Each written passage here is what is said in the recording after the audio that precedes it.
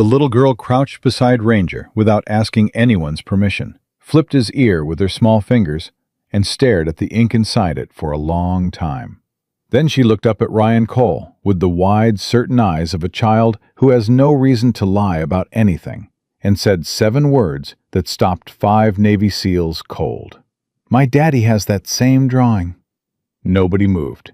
Nobody breathed. Because the mark inside that dog's ear existed on exactly 6 living things in the world, and the man who should have been the 6th was buried in Arlington 3 years ago. Before we go any further, drop a comment right now and tell us what city you are watching from. I want to see how far this story travels. Hit subscribe, tap that bell, and stay with us to the very end, because what happens next in this park will change everything these men thought they knew about loyalty, loss, and the brother they left behind. The 5 of them had claimed the same table at Tidelands Park on Coronado every last Saturday of the month for 2 years running. It was not a scheduled thing. Nobody sent a group message or confirmed attendance. They simply showed up.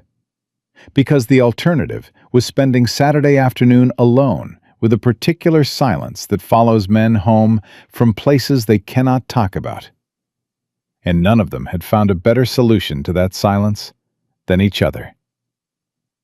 Ryan Cole sat at the end of the table with Ranger at his feet. Ranger was 7 years old, 78 pounds of muscle and amber-eyed attention. And he wore his olive-drab tactical vest the way Ryan wore his own skin, without ceremony, without self-consciousness, because it was simply what he was. The vest carried no unit patches, no name, just a stenciled designation on the left panel, K9-0317, and the faint ghost of a quick-release handle that had been gripped in anger and in desperation more times than the vest's stitching should have survived. Ranger's head was resting on Ryan's boots. His eyes were open. They were always open. Derek Shaw was across the table, eating a sandwich, and watching a teenager try to fly a kite that had no intention of flying. "Kid's been at that for 20 minutes, Shaw said. "The wind hasn't moved." "Neither have you," Marcus Webb said from the far end. Webb was the oldest of them, 44, with the specific stillness of a man who had decided years ago that stillness was more useful than motion in most situations. He had a coffee cup in both hands, and he was watching the water. "I'm conserving energy," Shaw said. "It's a skill."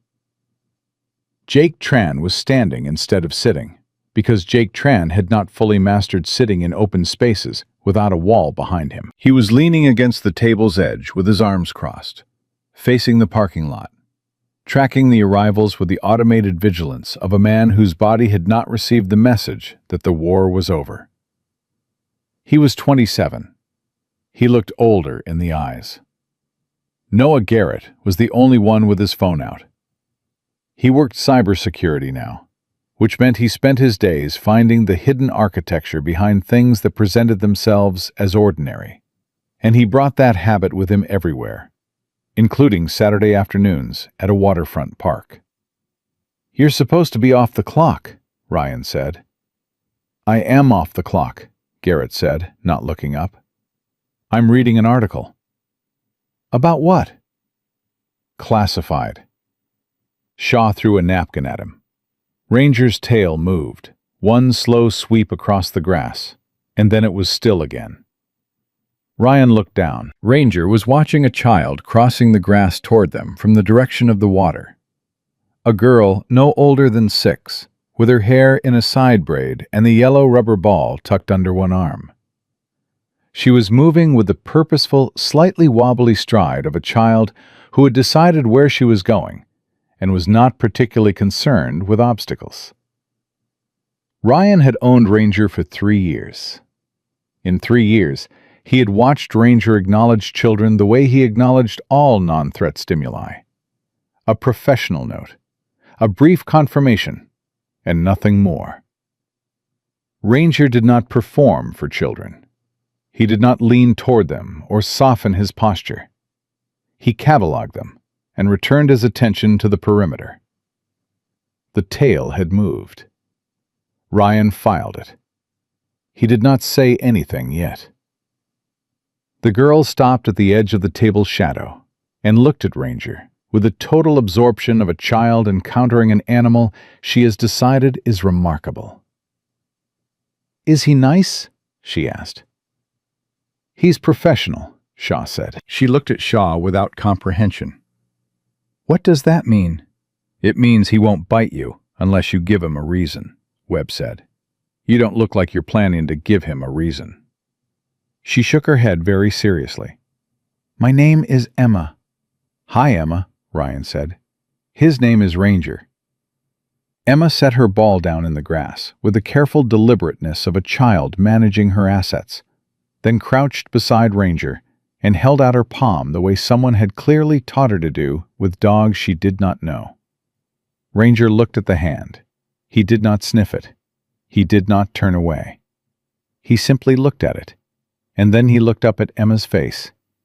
And Ryan watched something move behind those amber eyes that he had not seen in 3 years. Recognition. Not the professional acknowledgement Ranger gave to known handlers or familiar commands. Something else. Something older and deeper. The kind of recognition that operates below training, below conditioning, in the part of an animal that was there before any program ever touched it. Emma reached up and stroked the side of Ranger's neck. Ranger did not lean into it, but he did not pull away. Then Emma's hand found the ear. It was a child's natural motion, the casual exploration of texture and shape, and her fingers folded the flap of Ranger's right ear back without any awareness of what she was looking for or what she would find. The afternoon light came through at the angle it always came through in late September on the bay, warm and low and direct, and it caught the ink inside the ear perfectly. Emma stared at it, her brow furrowed, her lips pressed together. She tilted her head the way children tilt their heads when they are trying to match a pattern to a memory. Ryan watched her face go through this process and felt something cold begin to move up the back of his neck. "That's a funny drawing," Emma said. "It's a tattoo," Ryan said. His voice was steady. His voice was always steady. Like a permanent stamp, it shows he was a working dog. Emma shook her head slowly, not disagreeing with him, processing something. "My daddy has that same drawing," she said. "On his arm. Right here." She touched her own forearm, just below the inside of the elbow, in exactly the correct location. The table went quiet in a way that had nothing to do with ordinary quiet. Ryan heard Shaw stop chewing. He heard Tran shift his weight behind him. He heard Garrett's phone lock itself because Garrett's hand had gone still. Webb set down his coffee cup. The sound of it touching the table was the loudest thing in the park. Ryan looked at Emma and kept every single thing he was feeling completely off his face. "Your daddy has a drawing like this one?" he said. "A wolf's tooth breaking through a chain?" Emma nodded immediately. "With numbers underneath. He told me the numbers are a secret address." Nobody at the table moved.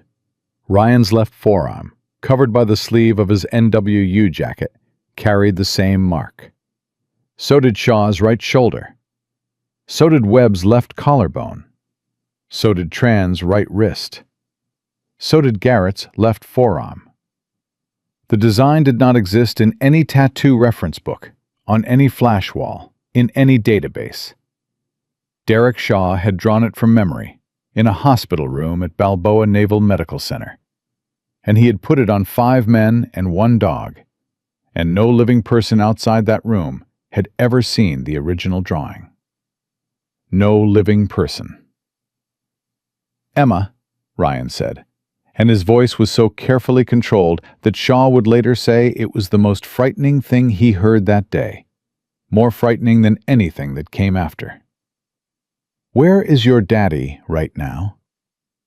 Emma picked up her yellow ball from the grass and pointed toward the northern edge of the park, toward the maintenance structures near the water line. "He said to go play while he made a phone call," she said.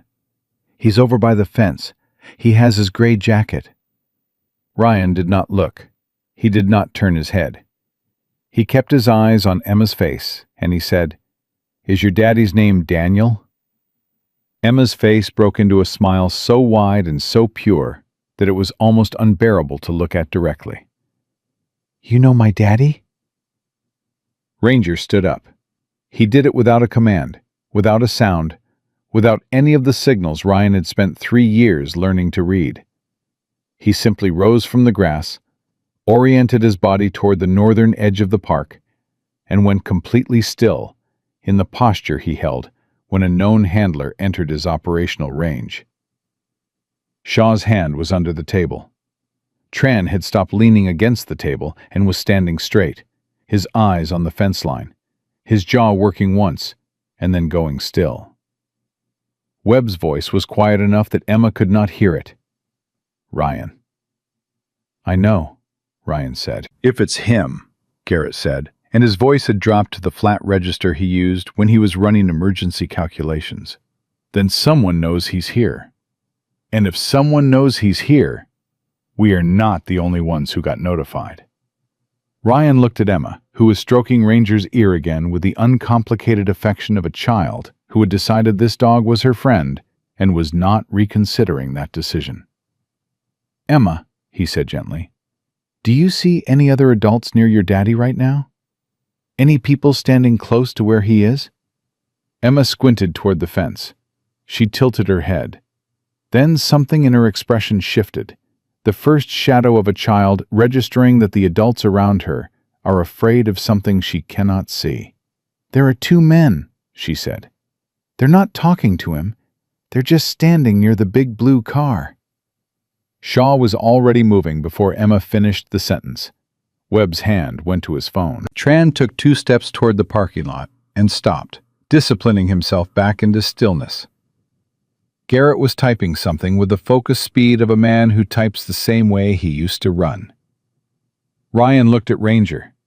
Ranger was still oriented north, still locked, still waiting for the command that Ryan had not given yet because he was not ready to give it. Because giving it meant accepting that the man he had folded a flag for, the man whose name he had spoken into the dirt of a Syrian compound while Ranger stood watch over the worst night of his life, was standing 40 yards away in a gray jacket and had been alive for the 3 years Ryan had spent carrying his coordinates as a permanent wound in his skin. "Ranger," Ryan said quietly. The dog looked up at him. "Find him." Ranger moved north. Ranger did not run. He moved the way he moved through every operational environment he had ever worked, with a ground-covering efficiency that looked unhurried until you tried to keep pace with it. Ryan stayed 2 steps behind, close enough to read the dog's body language, far enough to give him room to work. Shaw fell in on Ryan's right without being asked. That was how it had always been. In 4 years of joint operations, Shaw had never needed to be told where to position himself. He simply materialized where he was supposed to be, like a law of physics that had decided to wear a human face. Behind them, Webb's voice was low and clipped through the earpiece they all still wore out of habit every time they gathered. "Garrett has eyes on the 2 men near the blue vehicle. They haven't moved yet. Tran is with Emma." "Copy," Ryan said, not breaking stride. "Ryan," Webb paused. "If it's actually him, those men are not here by accident." "I know. Which means someone with access to a facial recognition database flagged a hit at this location and made a call before we did." Ryan said nothing. He knew.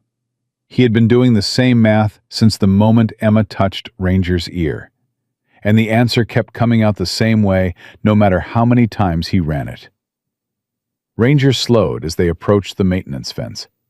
His nose dropped once, lifted, dropped again. He angled left along the fence line toward a gap in the hedgerow, where the ground cover thinned and the shade was heavier. Then he stopped. He pressed his muzzle against the knee of the man standing in the shadow, and made a sound Ryan had not heard in 3 years. A low, soft vocalization that Ranger reserved for exactly one category of human being: the people he had bled beside. The man's hand came down and found the top of Ranger's head before his eyes had even fully adjusted to Ryan and Shaw standing 4 feet away. He was thinner. His face had been rearranged by time and by things that were not time. There was a scar along his left jaw that had not been there before, and his eyes carried the specific hollowness of someone who had spent years sleeping in environments where sleep was a liability. He was wearing a gray jacket with the collar turned up and a baseball cap pulled low, and none of it mattered, because Ranger was leaning into his hand, and Ryan had spent 3 years memorizing the face on the photograph at the memorial service, and the face in front of him was the same face. Daniel Cross looked at Ryan Cole and said, "I know what you want to say." Ryan said, "Don't." A beat of silence. "I need you to listen before you say anything," Daniel said. "I have maybe 10 minutes before those men near the parking lot stop waiting for their 3rd team to report in. And when they stop waiting, they are going to move on Emma." Shaw stepped closer, his voice barely above the ambient noise of the park. "Who sent them?" Daniel looked at him.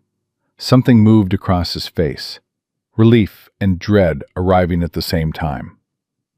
"Shaw." "Who sent them, Daniel?" "Hale." The name dropped into the space between them, like something that had been falling for a long time and had finally hit the ground. Ryan felt Shaw go still beside him, with a particular stillness that Shaw only reached when his body was managing something his expression could not afford to show. Victor Hale, Commander, Naval Intelligence. The man who had authorized the Iron Wraith program. The man who had stood at the front of the memorial service in his dress whites and spoken for 7 minutes about sacrifice and institutional memory.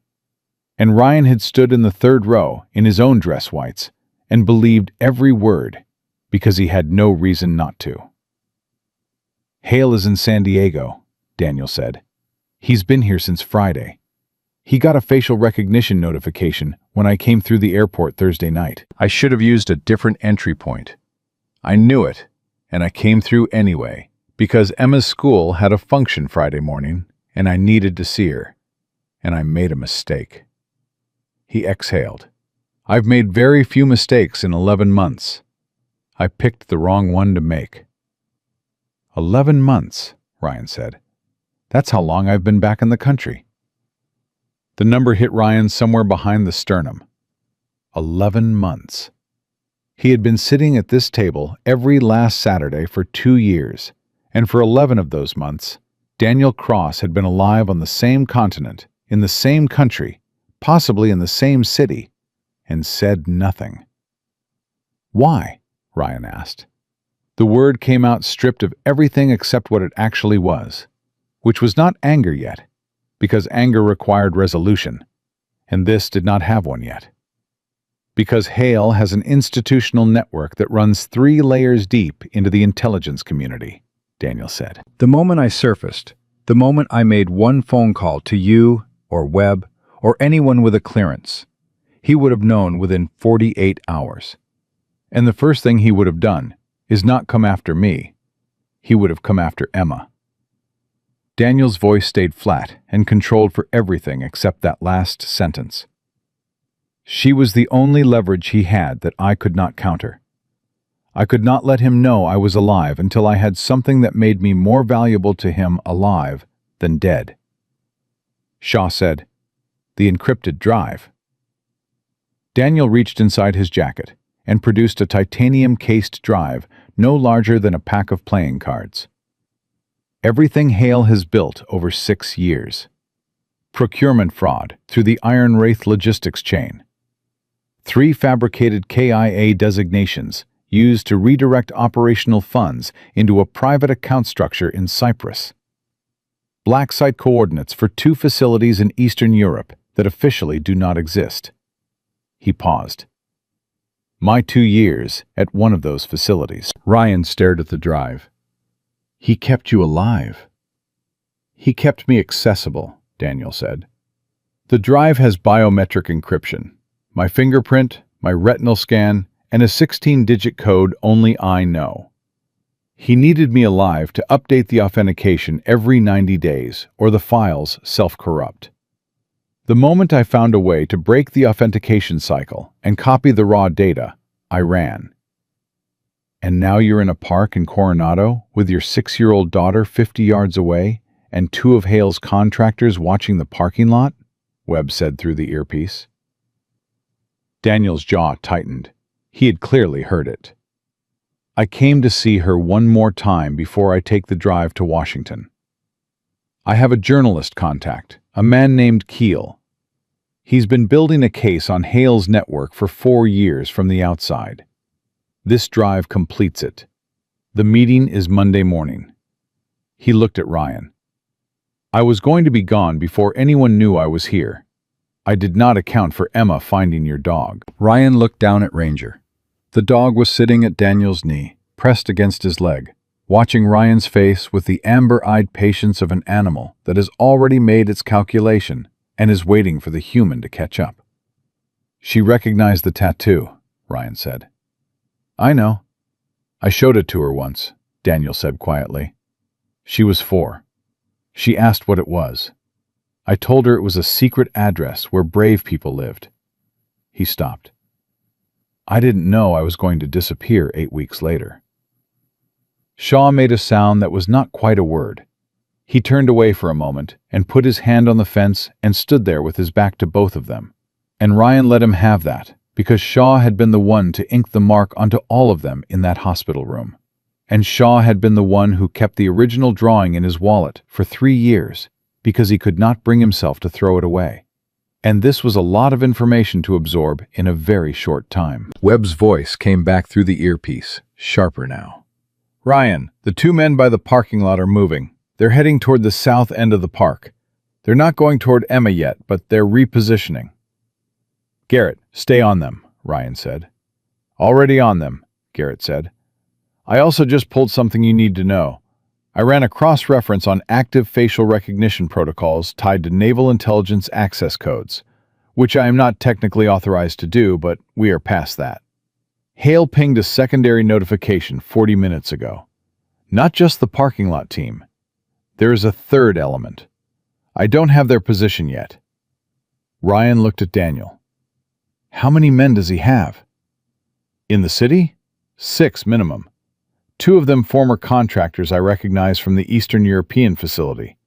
The others, I don't know. Daniel pushed off the fence. I need to get to Emma and get her out of the park before they use her. That is the only thing that matters right now. The drive can wait.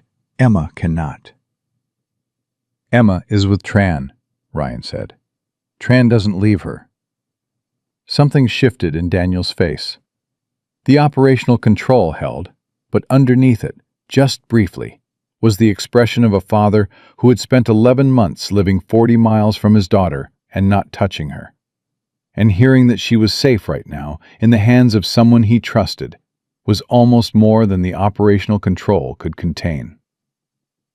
Tran, Daniel said, as if confirming the name was real. Tran, Ryan said. Daniel exhaled once, hard, through his nose. Then he pulled himself back together in the way that operators pull themselves back together, from the outside in.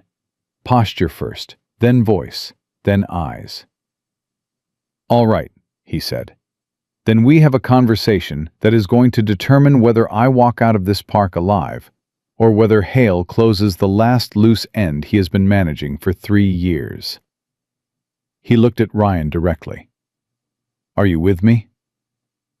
Ryan did not answer immediately. He looked at Ranger, who was still sitting at Daniel's knee, still watching Ryan's face, still waiting. 3 years of carrying coordinates as a wound in his skin. 3 years of standing at a grave that held nothing but a government's decision. 3 years of a dog who sometimes oriented north in his sleep for no reason Ryan could explain. He knew now. "We were always with you," Ryan said. "You just didn't give us the chance." Daniel's throat moved. He did not speak for a moment. Then Webb's voice cut through the earpiece with the flat urgency of a man who has just seen something change. "Ryan, the third element. Garrett just located them." A pause that lasted exactly 1 second too long.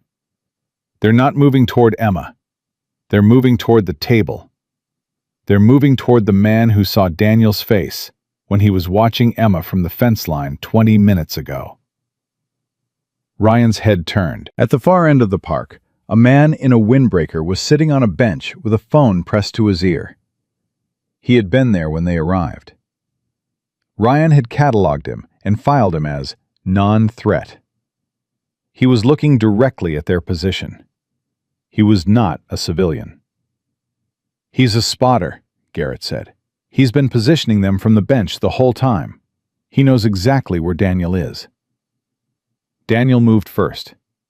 "We have to go, right now, all of us." Ranger was already up, already facing north, already reading the shift in Ryan's body that signaled the end of talking and the beginning of something else entirely. Shaw turned back from the fence. His face was composed now, the processing finished. Everything filed into the place where operators file the things they will deal with later, if there is a later. "What's the play?" he said. Ryan looked at Daniel. Then he looked at the park, at the bench, at the man with the phone, at the 40 yards of open ground between their position and the table where Tran was sitting with Emma, who was probably still trying to get Ranger to come back and play. "We get Emma first," Ryan said. "Then we get Daniel out of this park. Then we have a very long conversation about Monday morning and a journalist named Keel." He looked at Shaw. "And then we finish what Hale started, when he decided that Daniel Cross was more useful as a problem than as a person." Shaw nodded once. "Long overdue," he said. They moved. They crossed the park in a formation that no civilian would have recognized as a formation. Spread out, angles covered, each man occupying a different sightline while moving toward the same point. To the handful of people paying attention, it looked like 5 unrelated individuals converging on a picnic table from different directions. To anyone who knew what to look for, it looked like exactly what it was. Tran had Emma on his right side, one hand on the table, her yellow ball tucked under her arm. He had been talking to her about something, keeping his voice easy and his body language relaxed, but his eyes had been doing a continuous sweep of the park since the earpiece went active, and he had not stopped once. When Ryan came into his line of sight, Tran gave a micro nod that said everything. "She's fine. I have her.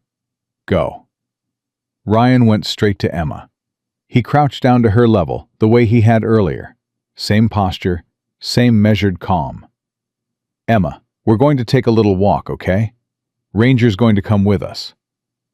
Emma looked past him toward Daniel, who had come through the hedgerow and was now 30 feet away, moving at a controlled pace that cost him something visible. His eyes went to Emma and stayed there with the focus of a man who has been surviving on the idea of a face for 11 months and has now seen it in 3 dimensions for the first time.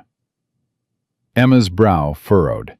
She looked at Daniel the way children look at things that are almost familiar. She had a photograph. Ryan knew about the photograph because Garrett had quietly located Emma's living situation 2 months into his own private investigation of the Iron Wraith program closure. An investigation he had never told the others about, and the case file Garrett had assembled included a school portrait of Emma holding a framed photo at her aunt's kitchen table. In the framed photo, Daniel was younger, unbearded, in uniform. The man walking toward her was bearded, older, wearing a gray jacket and looking at her like she was the only real thing left in the world. Emma's yellow ball hit the grass. "Daddy," she said. Not a question. A recognition arriving through whatever channel children use when logic has not yet grown tall enough to block it. Daniel stopped walking.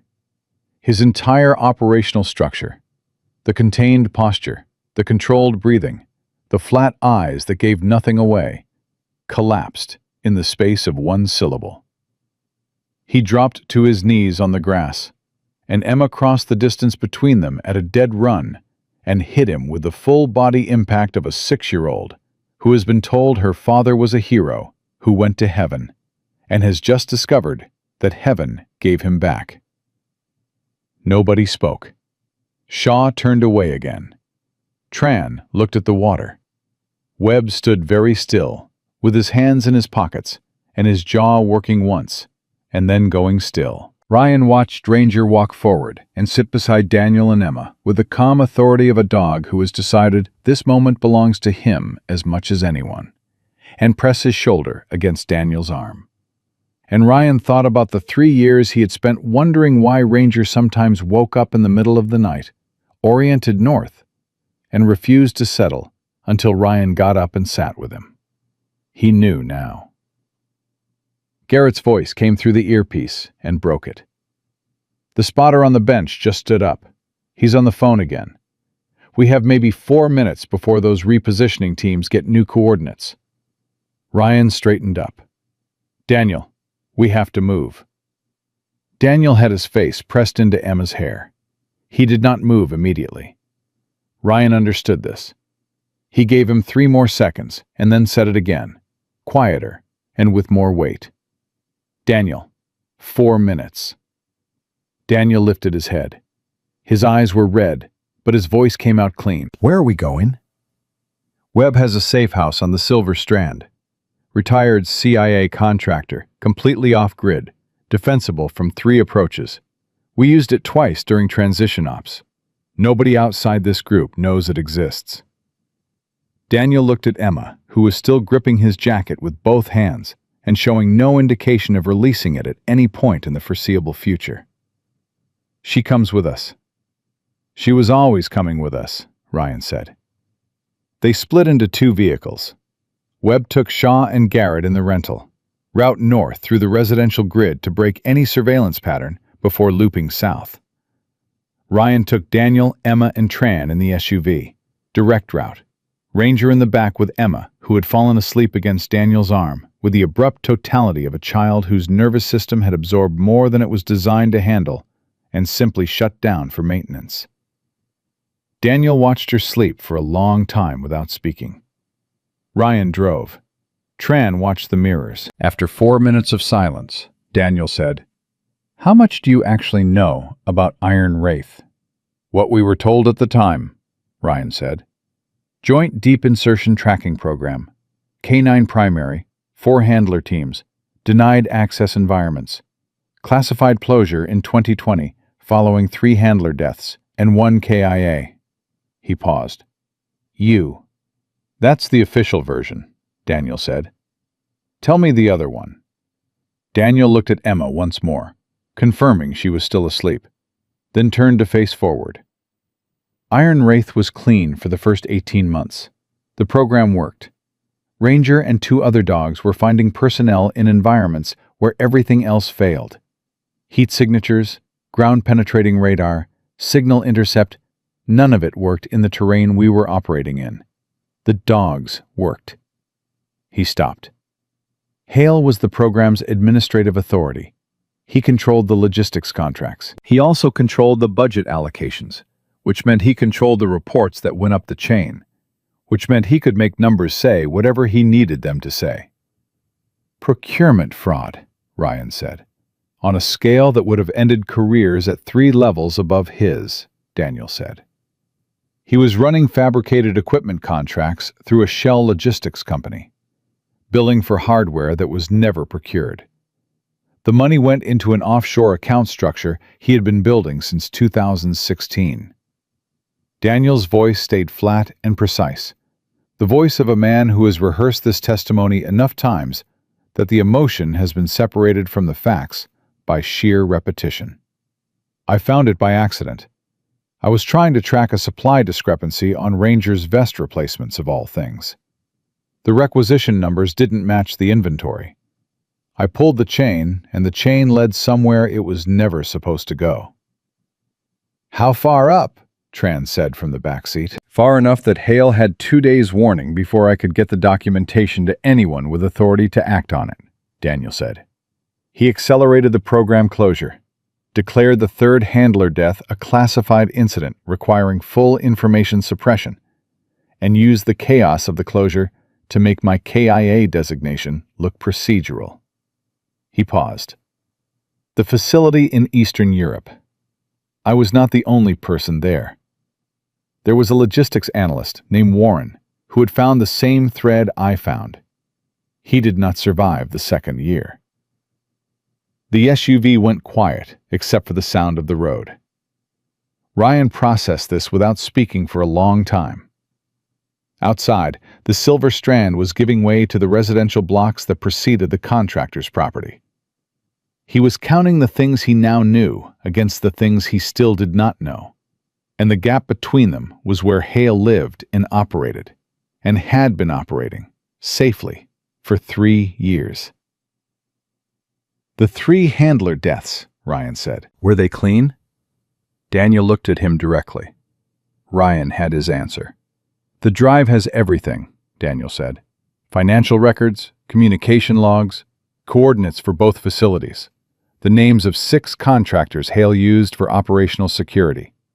There is also a secondary file with documentation of the 3 handlers, what actually happened to them and what the reports say, and the specific points where the reports diverge."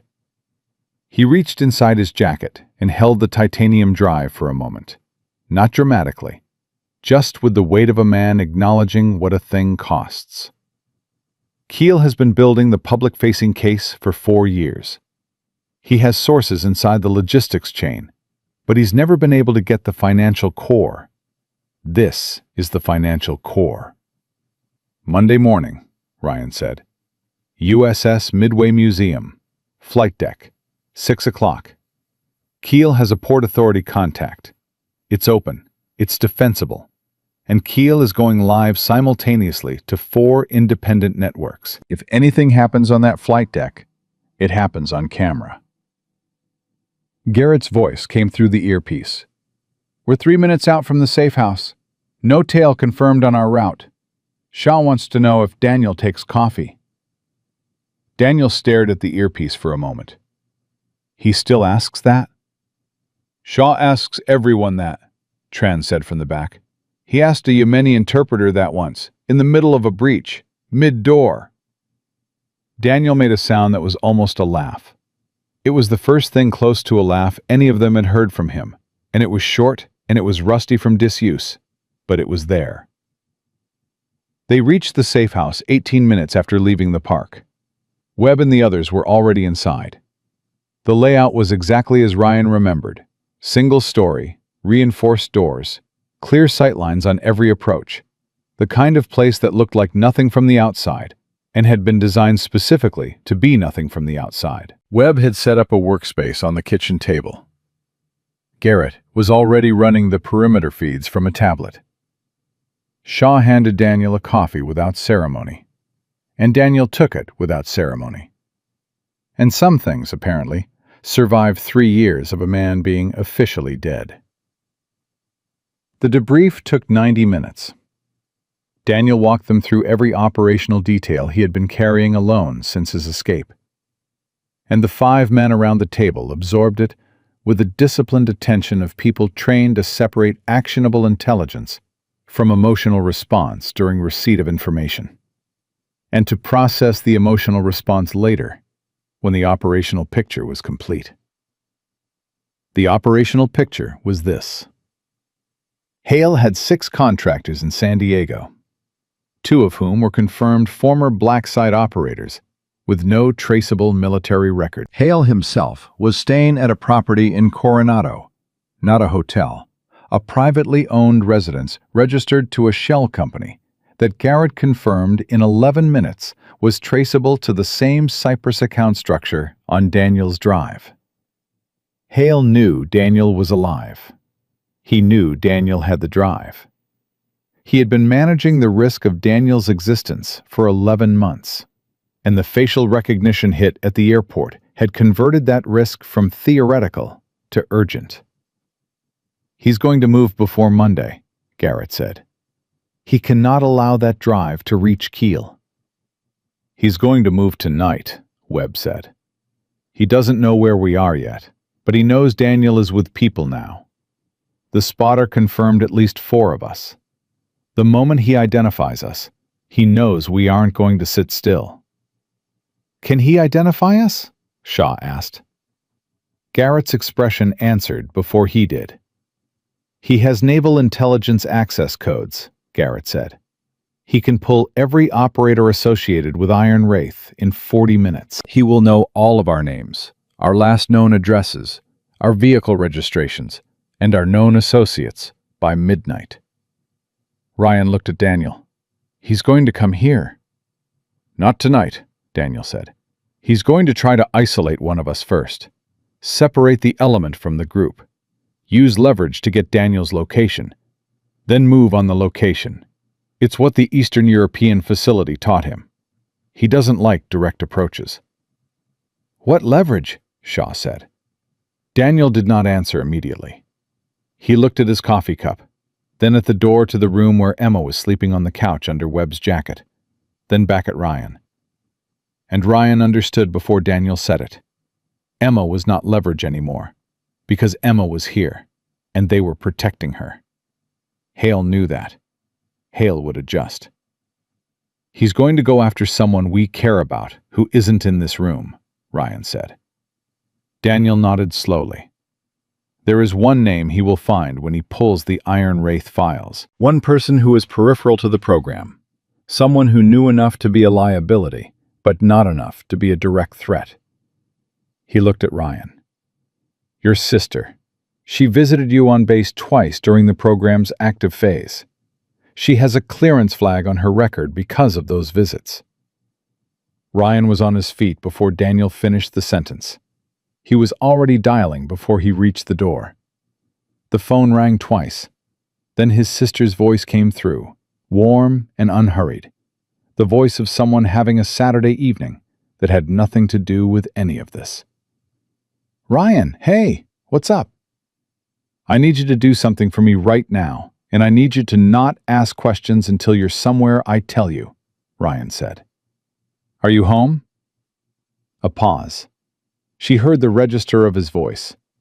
She had grown up with that voice in various configurations, and she knew the difference between the versions. "Yes." "Lock the front door. Don't open it for anyone you didn't invite. Call me back from the back bedroom, the one with the window facing the alley." Ryan paused. "Do it now, Sarah." Another pause, shorter this time. "Okay," she said. "Going now." He stood at the door of the safe house and listened to the sounds of his sister moving through her house. Footsteps, a lock turning, footsteps again, and tried to do the math on how much time Hale needed to pull the files and how much time they had before tonight became something worse than this afternoon. Ranger pushed through the door and sat beside Ryan's feet. Ryan looked down at him. The amber eyes were steady, unhurried. The same eyes that had found 3 men in rubble in Syria, that had carried a classified designation and a secret tattoo through the worst years of all their lives, that had woken up facing north in the dark for 3 years because the animal had known something the human could not let himself believe. "Good boy," Ryan said quietly. It was not enough.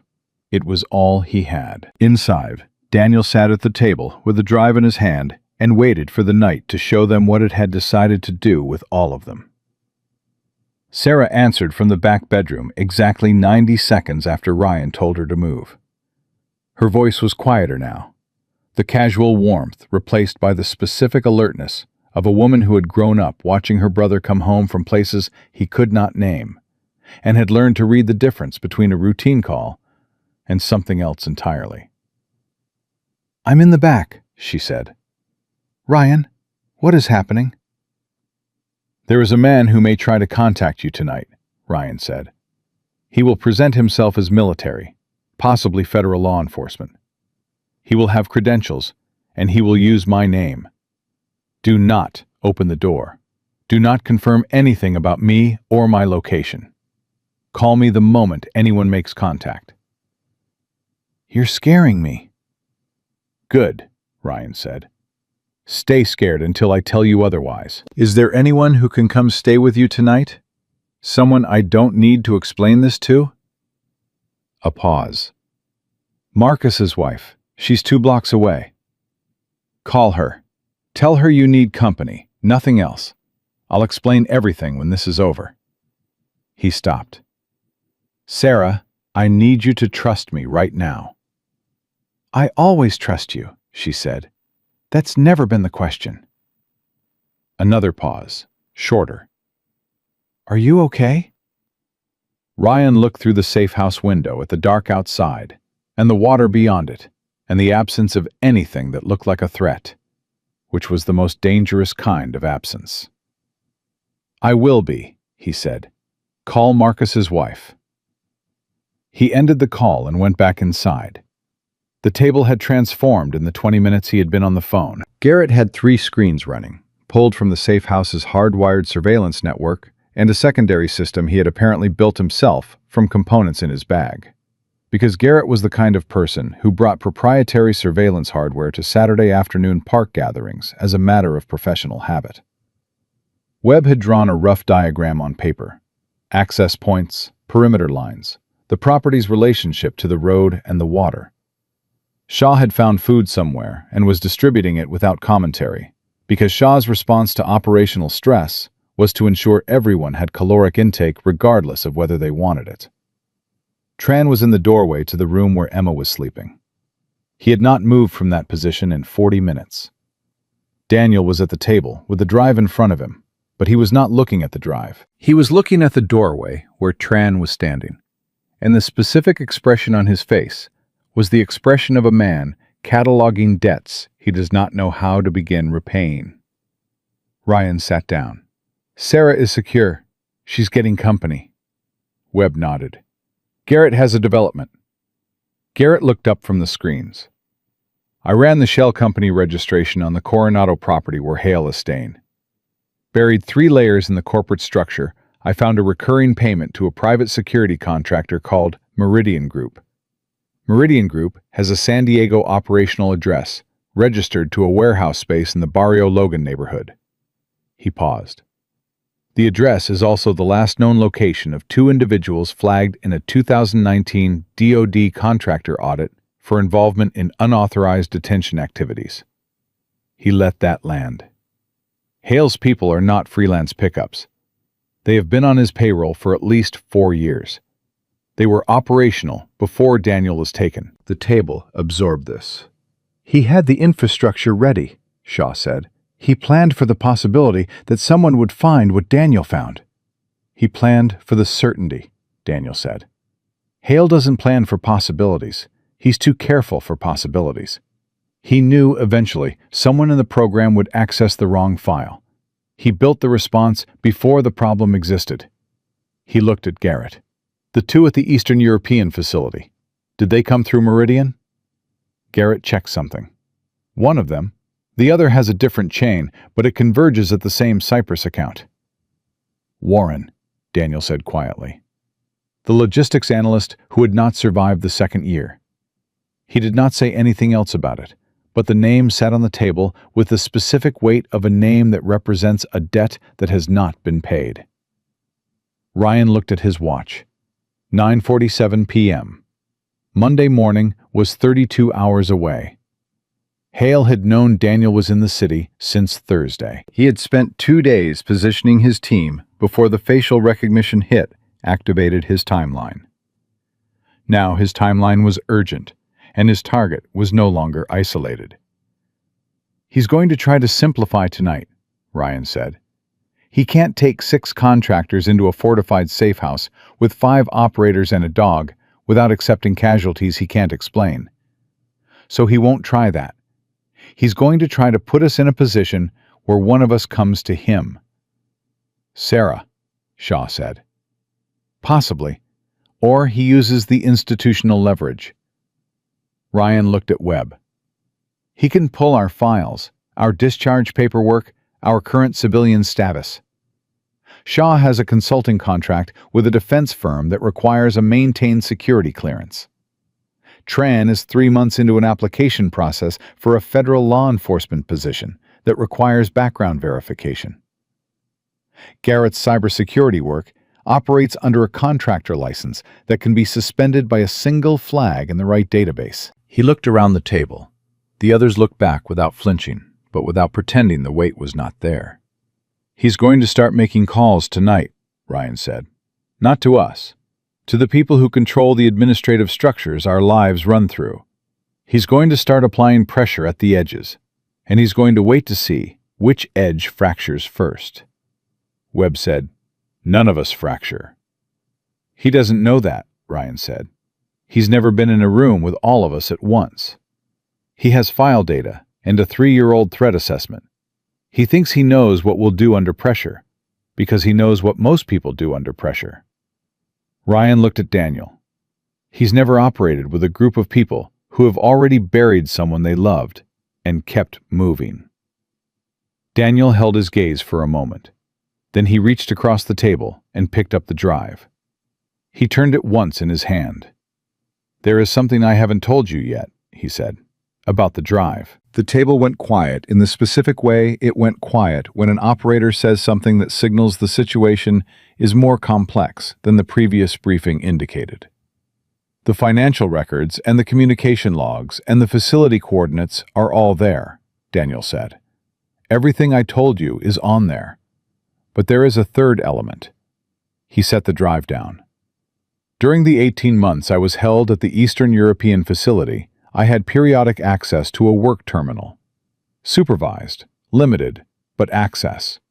Hale needed me to maintain the biometric authentication on the files.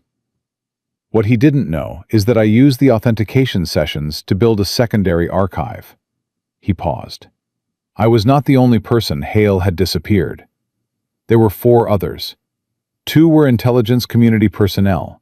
1 was a DoD contractor. 1 was a civilian journalist who had started asking questions about Meridian Group in 2018. He looked at the table. I built files on all 4 of them, where they were held, what was done to them, who gave the orders. Another pause. 3 of them are still alive. They are in a secondary facility outside of Minsk that Hale's network maintains under a different corporate shell. I have the coordinates. I have the chain of command. And I have the communication logs showing Hale authorizing their continued detention as recently as 8 months ago. Nobody moved.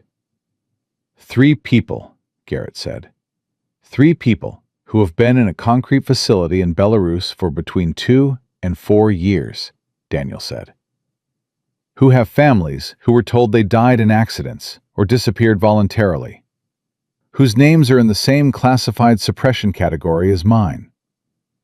His voice stayed controlled, but the control was costing something visible now. Getting Hale arrested on procurement fraud and the charges related to me is important, but those 3 people need to be extracted from that facility before Hale's network realizes the public case is moving and shuts the operation down permanently. Ryan looked at Webb. Webb looked at Garrett. Something moved through the table that was not words and did not need to be. The journalist meeting Monday morning, Ryan said. The documents go to Kiel. Kiel goes live simultaneously to 4 networks. That gives us a window. The moment the broadcast starts, Hale's network goes into self-preservation mode.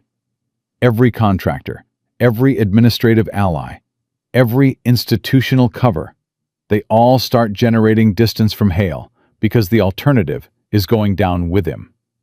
He paused. We have maybe 6 hours between the broadcast starting and Hale's network activating a shutdown protocol on the Belarus facility. We can't run an extraction in Belarus in 6 hours, Tran said from the doorway. We don't have to, Webb said. He had the particular tone he used when he had already solved a problem and was waiting for the others to reach the same point. We give the coordinates and the chain of command to the right person before the broadcast. Someone who has the authority to move on a foreign detention facility and the motivation to act before Hale's network does. Sterling, Daniel said immediately. Ryan looked at him. You know Sterling? Sterling's name is in the communication logs, Daniel said. Not as a participant, as a target. Hale tried to build a file on Sterling 2 years ago to use as leverage. Sterling's people intercepted the attempt and buried it. Sterling has been building a parallel case on Hale since then, without enough documentation to move. Daniel touched the drive.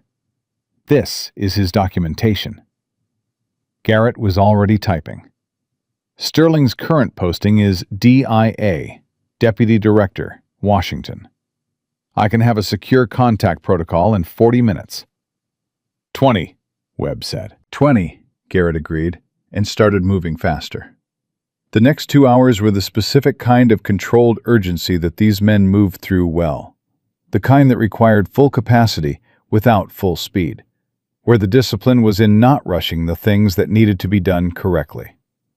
Garrett built the secure channel to Sterling's personal communication protocol, not his official line, the one that Sterling maintained for exactly this category of situation, the kind that could not go through official channels without alerting the people the official channels were trying to catch. Webb took first watch on the perimeter. Shaw maintained equipment, cleaning the 2 sidearms they had between them, and the additional weapons Daniel had brought in a locked case from the vehicle he had been living out of for 11 months. Tran stayed with Emma, who woke once, asked for water, saw her father sitting 3 feet away, and went back to sleep holding his hand. At 11:20 p.m., Garrett established contact with Sterling. The exchange was brief and functional, the communication style of 2 people who understand that efficiency is a form of respect when the stakes are high enough. Garrett presented the summary. Sterling asked 4 specific questions. Garrett answered 3 of them directly and referred the 4th to Ryan. Ryan took the tablet and typed his answer, which was 6 words. The 3 are alive and located. Sterling's response came back in 90 seconds. It was 2 words. Send everything.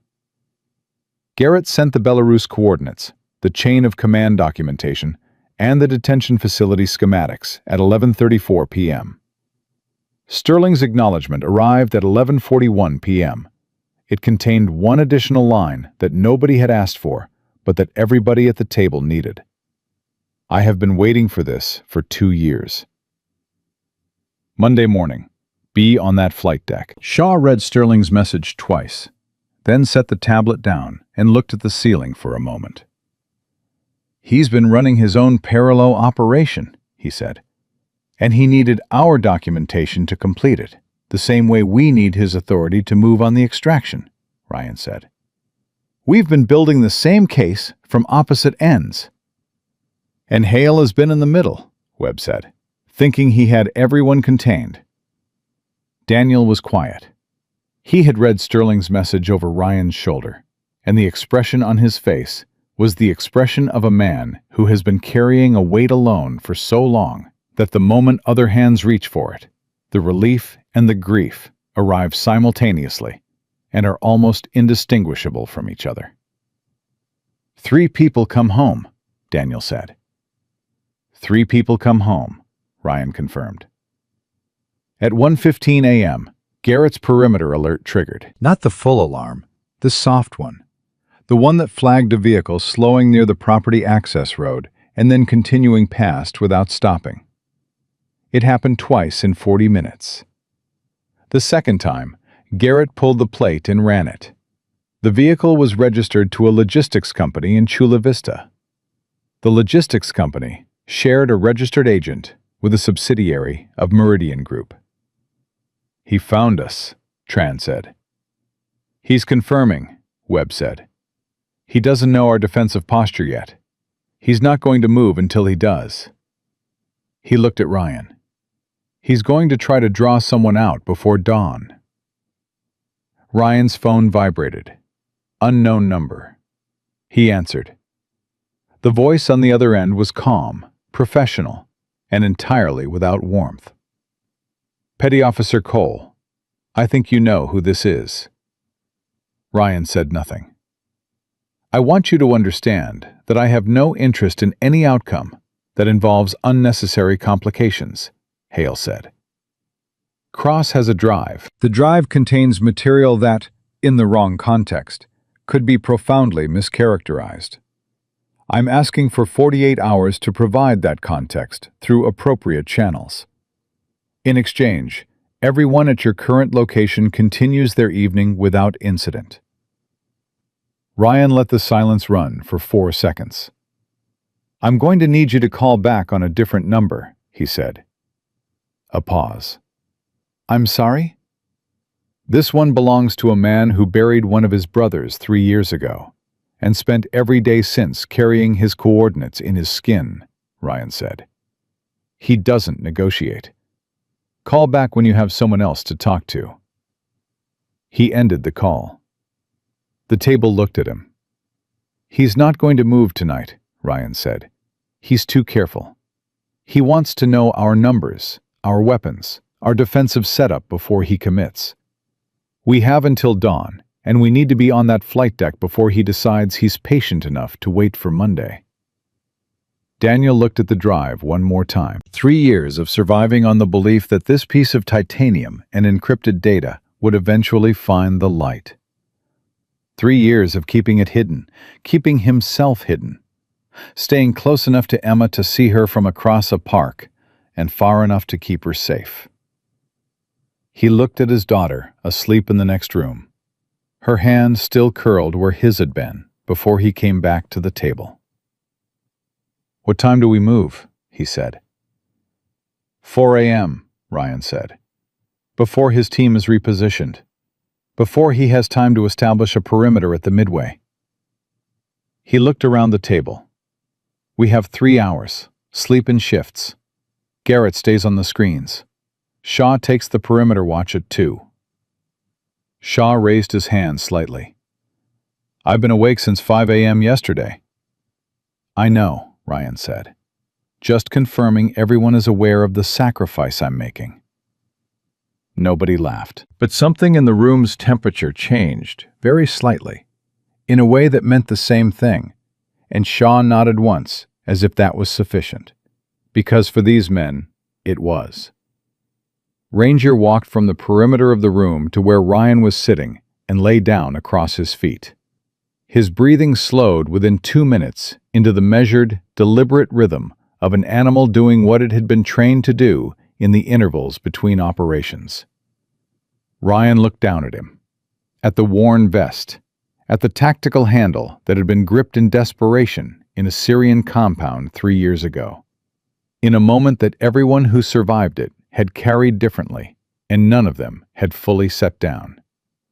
He thought about a 6-year-old girl with a yellow rubber ball and 7 words that had restructured the universe. He thought about 5 men who had spent 3 years carrying coordinates as a wound, and 1 dog who had spent 3 years waking up in the dark, facing north, knowing something his handler could not let himself believe.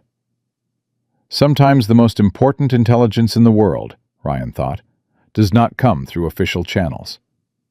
Sometimes it comes from a child who has been told her father is in heaven, looking at a drawing on a dog's ear and saying, "I know that. I know exactly what that is."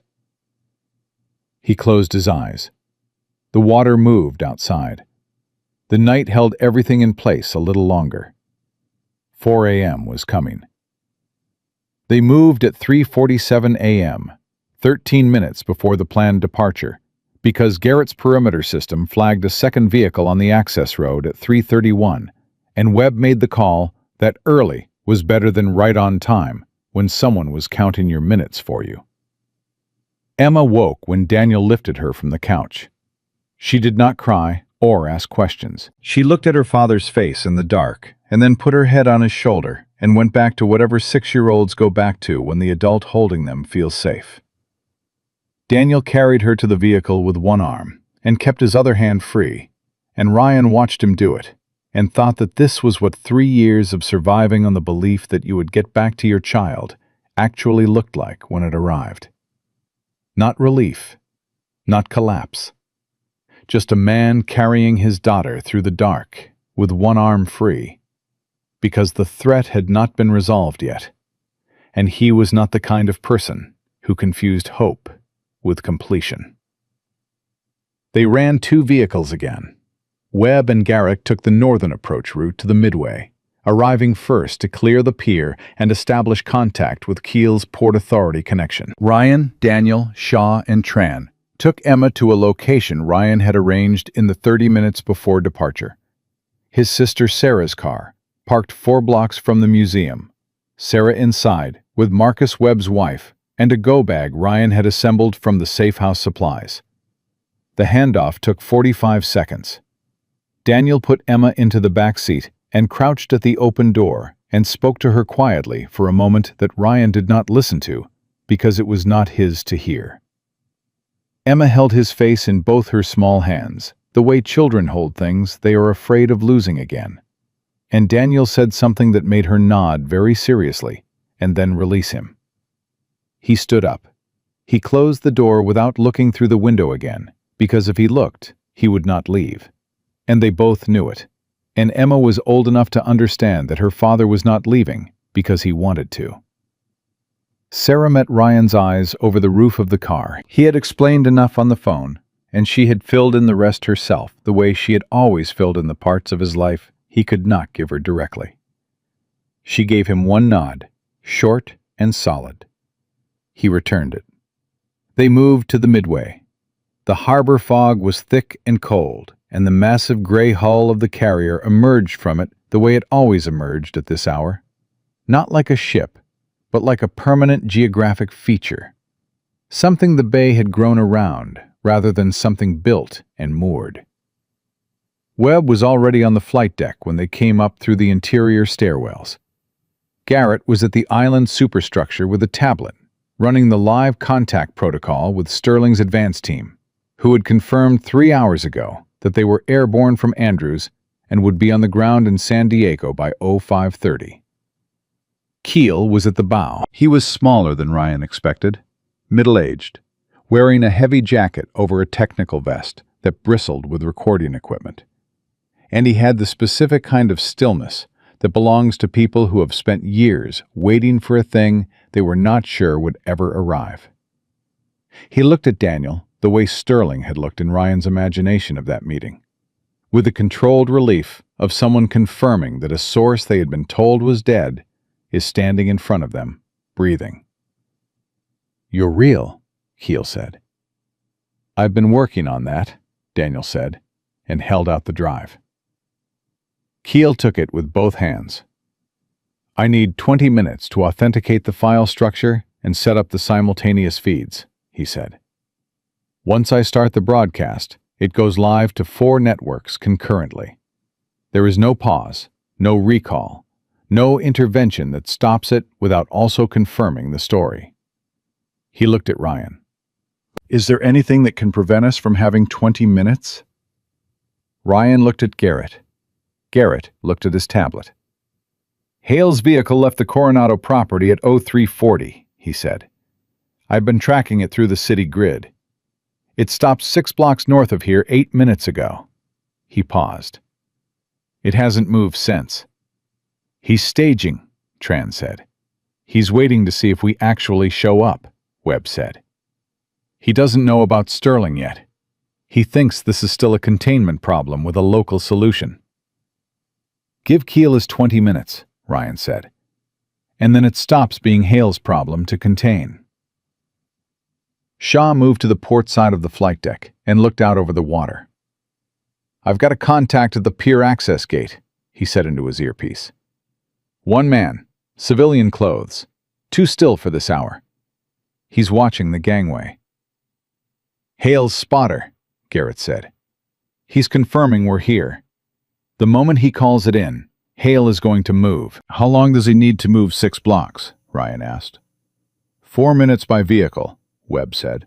7 on foot if he wants to come in quiet. Ryan looked at Daniel. You need to be off this flight deck before Hale confirms you're here. Keel doesn't need you present for the broadcast. He needs the drive and the authentication. Daniel shook his head before Ryan finished the sentence. I am not leaving this flight deck. Daniel. 3 people are in a facility in Belarus because I was not able to get this drive to the right people fast enough, Daniel said. Warren is dead because I was not fast enough.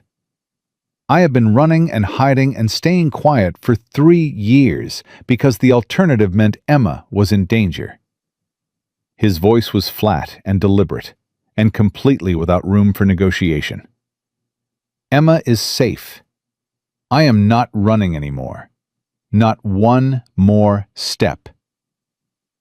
Ryan looked at him for a long moment. Then he looked at Ranger, who was sitting at Daniel's left knee with the amber-eyed patience of a dog who had made his decision about where he was standing and was not revisiting it. All right, Ryan said. Keel worked. The deck was quiet except for the sound of the bay and the distant marine traffic and the soft percussion of Keel's equipment coming online in sequence. 14 minutes into the process, Garrett's tablet lit up with a proximity alert. Vehicle just turned on the harbor drive, he said. Moving fast. 2 additional vehicles behind it. They're not coming in quiet. He knows Sterling is coming, Webb said. Garrett, did the approach flight log get flagged? Andrews military transport landing at North Island at 0530 gets flagged to any active naval intelligence protocol by default, Garrett said. He knows. He's trying to close the window before Sterling's people get here. Ryan's phone rang. Hale again. Ryan answered. You have made a significant miscalculation, Hale said. His voice was the same as before, calm and professional. But something underneath it had changed. The patience was gone. Sterling's involvement does not protect you. It complicates you. The moment those files become a federal matter, everything in them becomes subject to classification review. And classification review takes time. And time is not something those 3 individuals in Belarus have an abundance of. Ryan felt the specific cold that comes from recognizing a threat that is real rather than performed. Hale was right that classification review took time. He was using 3 lives as a countdown clock. Keel's broadcast goes to civilian networks simultaneously, Ryan said. Classification review doesn't touch civilian networks. The moment those documents are in front of 4 million people, Belarus becomes a diplomatic liability that resolves itself in hours, not months, because nobody in the relevant government wants to be holding that when the cameras are already rolling. A long pause. 5 minutes, Ryan said. That's how long you have before this is done. Use them to get somewhere that doesn't make the next 48 hours worse for you than they're already going to be. He ended the call. Shaw said, They're at the pier. How many? Webb asked. 4 on foot. Hale's vehicle is at the gate. He's staying back. Shaw paused. He's letting the contractors go first. He doesn't have the stomach for the front end of this. He never did, Daniel said quietly. That's the thing about men like Hale. They build machinery for the difficult parts because they cannot do the difficult parts themselves. Take away the machinery, and there's nothing there. Keel looked up from his equipment. His voice was completely steady. I'm ready. The 4 contractors came through the gangway access in a staggered line, the specific formation of people who know they are being watched and have decided to move anyway because the clock has made delay more dangerous than exposure. Webb and Tran met them at the forward elevator housing, with the economical violence of men who had spent years solving exactly this category of problem in exactly this kind of environment. It was not a long engagement. It was 4 minutes of controlled, focused work, and when it was over, 4 contractors were zip-tied to landing gear struts, with their weapons field-stripped and their communication devices in Garrett's pocket. Ranger did not move from Daniel's side through any of it. At 05:11, Keel said, "We're live." The broadcast went to all 4 networks simultaneously, exactly as he had described. Financial records, communication logs, facility coordinates, the chain of command documentation, the detention records for Daniel and Warren, and the 3 people still in Belarus. All of it, simultaneously, irrevocably, in front of every camera Keel had spent 4 years building access to. At 05:19, Hale's vehicle left the pier. At 05:27, Sterling's team landed at North Island. At 05:41, Sterling stepped onto the flight deck in civilian clothes, with 2 DIA officers behind him, and looked at Daniel Cross with the expression of a man who has been moving toward this moment for 2 years and has arrived to find it exactly where he expected it to be. He looked at the evidence Keel was broadcasting. He looked at Ryan. Then he said, "The Belarus extraction team is already wheels up from Ramstein. They have the coordinates. They'll be on the ground in 4 hours." Nobody on the flight deck said anything for a moment. Daniel sat down on the deck with his back against the landing gear of a preserved F-14 and put his face in his hands and stayed there. Not breaking, not collapsing, just taking 30 seconds to put down something that weighed more than a person should be able to carry and then walk with, and acknowledging the weight by finally, briefly, setting it on the deck of a ship that was built to carry impossible things. Ranger walked to him and pressed his head against Daniel's hands. Ryan stood at the port side of the flight deck and watched the sun come up over the city. San Diego in the early morning, the bay going from black to gray to the specific pale gold that belonged only to this coast at this hour. The naval base visible across the water. The ordinary machinery of a Monday morning beginning to move in the streets below. Shaw came to stand beside him. They were quiet for a while. 3 years, Shaw said finally. 3 years, Ryan said. He was alive the whole time. Ranger knew, Ryan said. Shaw looked at the dog, still pressed against Daniel's hands, steady and unhurried, and completely certain of where he was supposed to be. "Yeah," Shaw said. "He did." Ryan looked down at his left forearm. The sleeve of his NWU jacket covered the tattoo, but he knew exactly where it was. The wolf's fang through the chain, the coordinates of a Syrian compound beneath it, the mark that 5 men had put on their bodies in a hospital room to honor a brother they believed was gone. It had not been a memorial. It had been a map. It had been a 6-year-old girl's way home to her father. It had been a dog's way back to a handler he had never stopped searching for. It had been the specific, stubborn refusal of loyalty to accept the version of events that institutions find convenient, even when those institutions put the refusal in a sealed file and called it closed. Victor Hale was in federal custody by noon. The 3 individuals in Belarus were on a medical transport by evening. The story ran for 11 consecutive days on every major network, and the institutional fallout reached the levels Daniel had described and further, because classified fraud rarely exists at only the level where it is found. 6 weeks later, Tidelands Park.